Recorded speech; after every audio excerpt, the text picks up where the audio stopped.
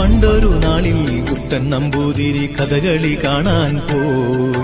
തൃപ്പൂണിത്തുറ ഇല്ലത്തേക്കുള്ള യാത്രയുടെ മധ്യേ തൂവെള്ളച്ചേലയണിഞ്ഞുകൊണ്ടൊരു നല്ല സുന്ദരി പ്രത്യക്ഷയായി.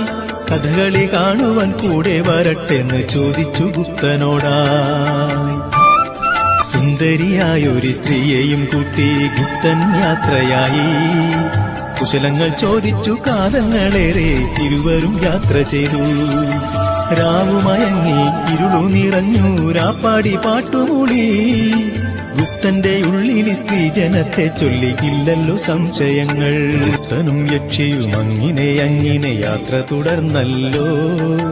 യാത്ര മധ്യേ കണയന്നൂർ കോവിലകത്തിനടുത്തുള്ള കോശാപ്പള്ളി നമ്പൂതിരിയുടെ ഇല്ലത്തുപോയി ഗുപ്തൻ. അത്ഭുതമന്ത്രമടങ്ങിയ ഗ്രന്ഥത്തെ തിരികെ ഏൽപ്പിച്ചിടാൻ നമ്മുടെ ഗുപ്തൻ കോശാപ്പള്ളി ഇല്ലത്തു ചെന്നതല്ലോ.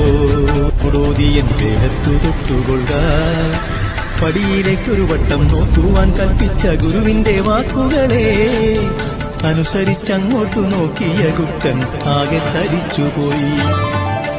യക്ഷിയെ കണ്ടു ഭയന്നു അച്ഛ ഗുപ്തൻ നമ്പൂതിരി. ചോറ്റാനിക്കര അമ്മയെ ധ്യാനിച്ചു നിന്നുവോ നമ്പൂതിരി. കോശാപ്പള്ളിതൻ തോർത്തുമായി ഗുപ്തൻ ഓടുകയായിരുന്നു. തോർത്തുമുണ്ടിന്റെ ശക്തിയാൽ രക്ഷിക്കു ഗുപ്തനെ തൊട്ടുകൂടാ. ചോറ്റാനിക്കര ക്ഷേത്രത്തിലേക്ക് വലങ്കാലെടുത്തു വെച്ചു.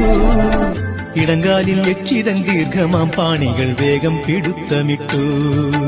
കോവിലിൻ മുന്നിലണഞ്ഞില്ലേ ഗുപ്തൻ, രക്ഷിക്കും ദേവിയല്ലേ.